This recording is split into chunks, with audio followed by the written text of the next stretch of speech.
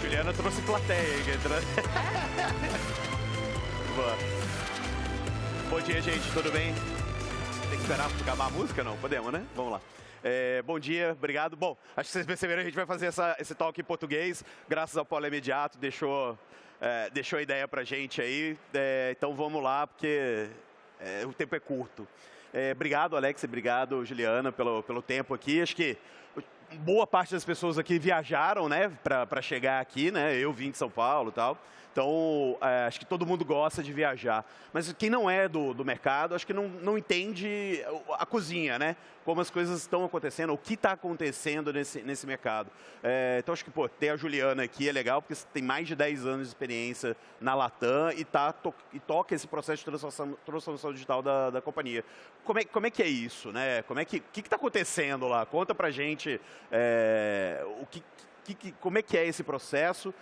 E que, na verdade, que é exatamente um processo, né? Acho que talvez essa é uma misconception... Aí, eu vou ter que falar em inglês, né? Uma misconception sobre transformação digital. Não é um fim, né? A transformação digital nunca acaba, né? Ela é um processo eterno até, né? Exatamente. Na maneira como a gente trabalha a transformação digital na Latam, é justamente com o mindset, uma ideia de que é um processo contínuo. A gente falava muito que era uma maratona sem fim, né? Porque você tem que estar constantemente. A tecnologia avança muito rápido. Acho que esse é um primeiro motivo, né, pelo qual a gente tem que ter essa mirada de que não é um projeto. Avança muito rápido, é muita novidade. O que a gente quer, na verdade, é ter a possibilidade de, dentro da companhia, de absorver essas novas tecnologias com velocidade, reagir rápido às possibilidades que o mundo e o mercado dá para o cliente da Latam. O que passa com a indústria aérea, né, é que é uma indústria que funciona muito bem há muito tempo. E para que você possa pegar, né, muita gente que vem aqui provavelmente pegou voos de conexão, por exemplo. Para que isso funcione, existem protocolos, existem padrões, né, por trás. E esses padrões foram definidos há 20, 30 anos. Então, muita da tecnologia usada na indústria aérea, ela é antiga. Tá. Então, para a gente construir sobre isso, a gente tem que ter realmente um olhar e uma abordagem de como é que a gente cria uma série de abstrações e tal, para poder usar essa tecnologia nova e conviver com a tecnologia antiga. Então, para a gente modernizar a experiência do cliente através da tecnologia, na verdade, acaba sendo um projeto, uma transformação complexa, mas também super interessante, porque traz uma série de oportunidades e desafios. Por exemplo, você fala, eu estava até comentando com o Alex, todo mundo fala, a gente fala muito de banco, de fintechs e tal, e aí usando a analogia, o Itaú está aqui também, né? O Guerra do Itaú fala muito de desligar a mainframe, que eles estão migrando para a nuvem e para... Ele fala, eu acho que não. Eu até que te trazer ele num palco, eu falo, Guerra, você nunca vai desligar mainframe? Não é possível. É possível desligar os mainframes aí trazendo para o mundo da companhia aérea. É possível desligar os mainframes, desligar esse legado e fazer tudo em tecnologias mais novas? Olha, é difícil. Eu vou te contar uma coisa. A Latam já está 100% no cloud. Desde o início de 2023, foi parte da transformação, é que você tem que preparar a infraestrutura, né? Se você quiser realmente aproveitar todas as possibilidades de data, inteligência artificial, você tem que estar num ecossistema, numa infraestrutura que te permita escalar.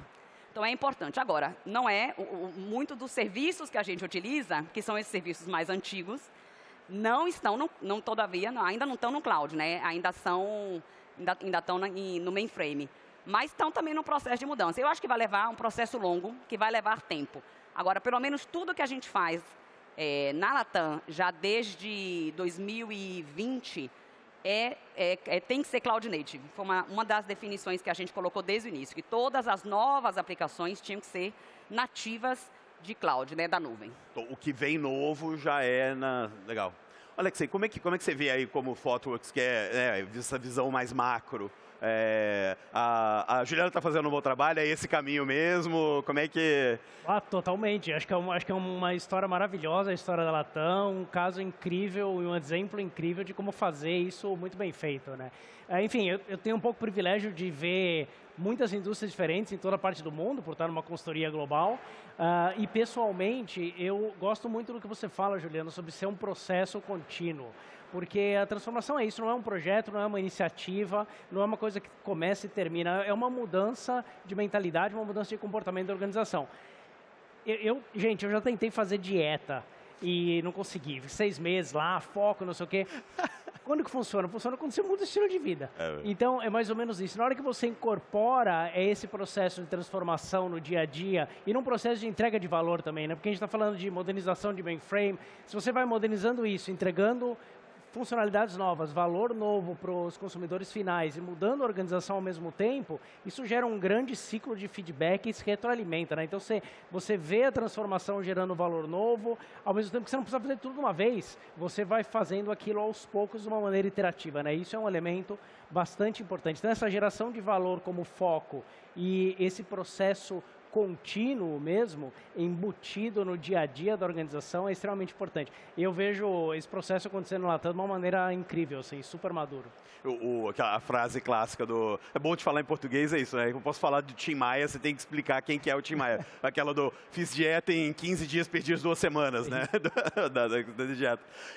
Não, e essa questão de estar, então, dentro da empresa como um todo e envolver toda a empresa, acho que até é interessante a história da Juliana, que você não é de tech, né? Você não é uma pessoa de TI e está liderando todo esse processo.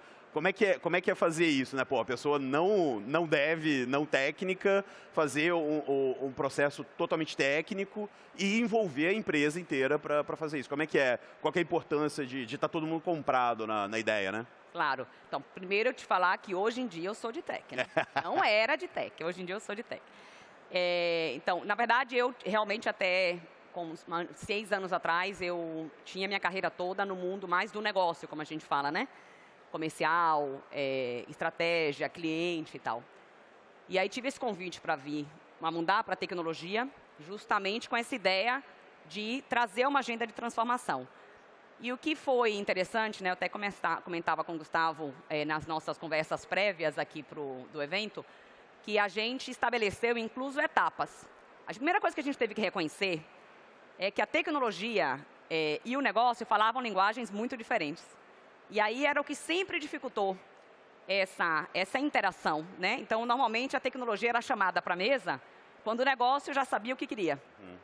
Então, a tecnologia sentava e a única conversa era prazo e orçamento, né? Essa era a linguagem de comunicação. Então, era como o negócio não tinha que entender da tecnologia e a tecnologia também não tinha que entender do negócio. E aí era um grande problema e a gente identificou isso muito desde o início. Que a gente tinha que fechar esse gap, na verdade, né? Na verdade, a gente tinha que ter a possibilidade de ter um assento na mesa, a gente falava, né? Então, como é que a gente faz para a tecnologia ter o assento na mesa? E é uma agenda que acontece dos dois lados, né? Acontece com a tecnologia se transformando, então a gente estabeleceu como 4 etapas conceituais, mas a primeira que falava, né, que a gente estava longe, né, que essa etapa que a gente falava era uma área de suporte. A segunda era uma etapa de colaboração, em que a gente começava a ver sinais onde que a gente era envolvido um pouco mais cedo, e aí algumas equipes com algumas áreas iam avançando mais rápido e tal. A terceira fase, que é uma fase em que a gente já tomava algumas decisões em conjunto de negócio, já baseados em uso da tecnologia. Então, começava a ter um conceito de fazer experimentação, de fazer prova, casos de testar distintas alternativas, né, antes de definir o modelo final. E a última etapa, que era a etapa de full integração, que a gente fala que é o digital at core, né? Como é que porque a gente sabe que hoje em dia, qualquer negócio, ele tem que ter a tecnologia no centro. Então, a tecnologia tem um caminho longo para seguir. Agora, é uma transformação também para os profissionais de tecnologia, também é uma transformação que não é simples, porque tem que colocar a cabeça para pensar em negócio, tem que entender qual é o problema que a gente está resolvendo, né? Que impacto que a gente está buscando com isso. E à medida que você tem esse entendimento, o seu assento na mesa, ela tem um outro impacto, porque você está comprometido. A gente, por exemplo, uma coisa que tem ajudado muito a gente é quando a gente junta os grupos, a gente define que esse grupo tem os mesmos objetivos, as mesmas metas. Então, sucesso para um é sucesso para todos. Né? Então, dessa maneira, você gera toda uma agenda e uma maneira de trabalhar toda diferenciada. Então, isso é algo que a gente pratica. E aí tem uma série de detalhes mais sobre essa maneira de trabalhar. Mas é muito importante chegar nesse último estágio. É nisso que a gente está. Tem uma parte da Latam que já está aí, tem uma parte que não está ainda.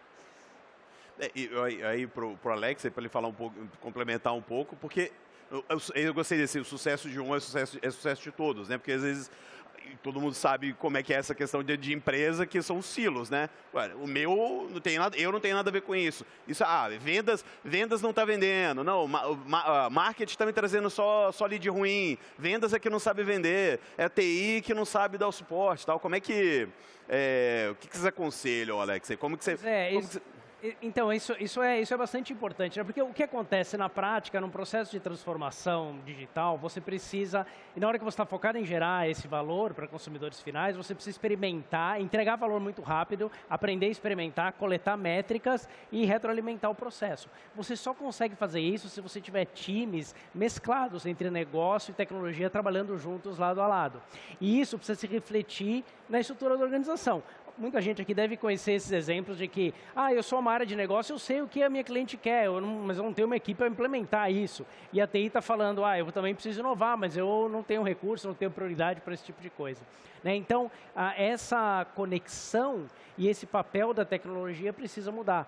Junto com isso, a maturidade de engenharia também precisa acompanhar, porque você precisa de uma maturidade de engenharia e coisas básicas não no sentido de ser simples ou fáceis, mas no sentido de serem fundamentais. A entrega contínua, boas práticas dentro dos times, coisas como agilidade. Você precisa disso para ter esses ciclos de experimentação, entrega rápido, aprendizado rápido, mudar de direção e voltar a entregar valor. Né? Então, isso é importante. O que vocês sentem que faz a diferença no dia a dia, assim? É incentivo, não sei, dentro da Latam ou de outras empresas, é incentivo, falar, se bater a meta, se todo mundo bater a meta junto, vai ganhar mais, não sei. O que muda, o que vira a chave, né?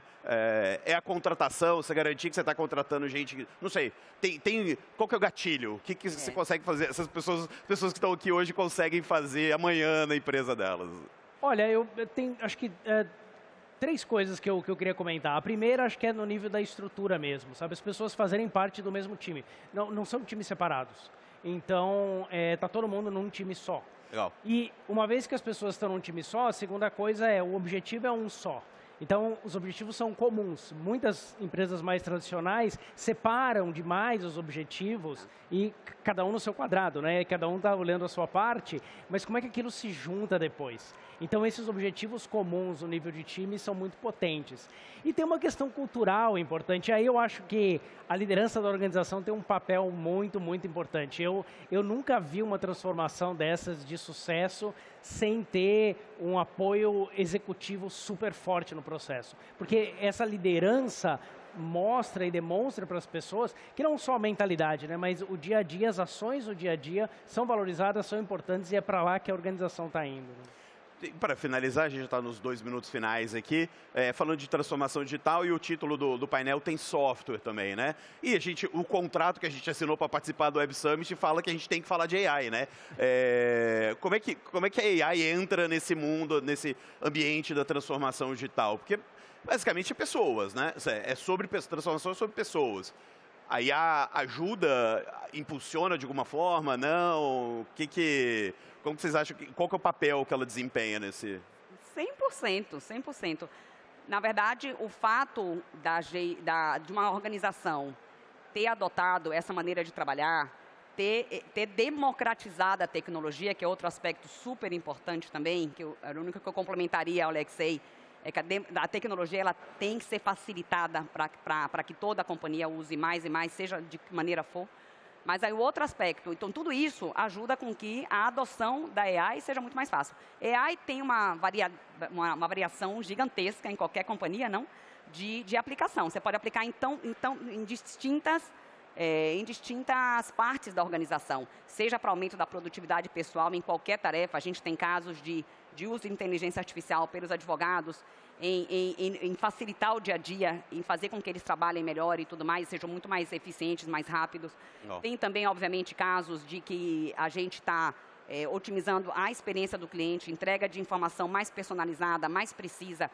É uma indústria onde, quando tudo vai bem, né, acho que para todo mundo é assim, quando tudo vai bem é uma maravilha a experiência de voar. Mas quando tem alguma coisa que não vai bem, aí a gente, normalmente é uma dor de cabeça, né? Se um avião, mesmo quando você está no aeroporto, às vezes o avião tem um problema de manutenção, cara, não pode sair, realmente não pode. E nem sempre tem um outro avião disponível para que possa acomodar todos os problemas. Então, aí esse processo, então como é que a gente usa a inteligência artificial, inclusive para definir se a gente reacomoda um avião para uma outra rota, entendeu? Então, tem muita aplicação. Para vocês terem uma ideia, para um avião sair do solo, a gente executa cada avião que sai. São 1.500 voos no dia, no caso da Latam, imagina no mundo. São 1.200 tarefas que têm que ser validadas, que tem que ter um check de que aconteceram, para um avião sair do solo. Então, isso, com a inteligência artificial, o que a gente está vendo é a possibilidade de melhorar e facilitar tudo isso. Eu tive a sorte de voar de São Paulo para o Rio no cockpit com os pilotos, agora no voo. Foi uma maravilha, uma experiência linda, não chegar de frente por Corcovado ali, uma coisa linda aí para o Pão de Açúcar. E uma das coisas interessantes é ver justamente como eles também estão usando cada vez mais a tecnologia. Hoje em dia eles têm o telefone, eles têm um tablet e tudo isso que compõe toda a estrutura, né, do avião em si, todos os botões e a tecnologia que já vem no avião. Então, é infinita a quantidade de aplicação que a gente pode dar. Legal. Alex, tem um segundo, quer complementar alguma coisa? Bom, um segundo. Eu acho que realmente é uma tecnologia incrível que veio para ficar.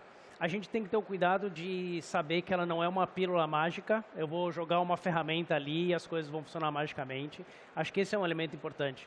E um outro elemento é olhar para coisas que eram praticamente impossíveis e que agora ela começa a tornar viáveis. A gente estava falando sobre modernização de legado, a gente tem visto projetos que estão usando IA para conseguir apoiar essa modernização de sistemas core e ajuda muito bem com esse tipo de validação, tirar o risco desse tipo de iniciativa. Então tem aplicações muito, muito interessantes nesse sentido, sem dúvida tem um enorme potencial e precisamos seguir olhando para tudo isso e vendo como evolui. Absolutamente. Obrigado a vocês pela conversa. Muito obrigado para quem assistiu a gente. Bom dia aí de Web Summit.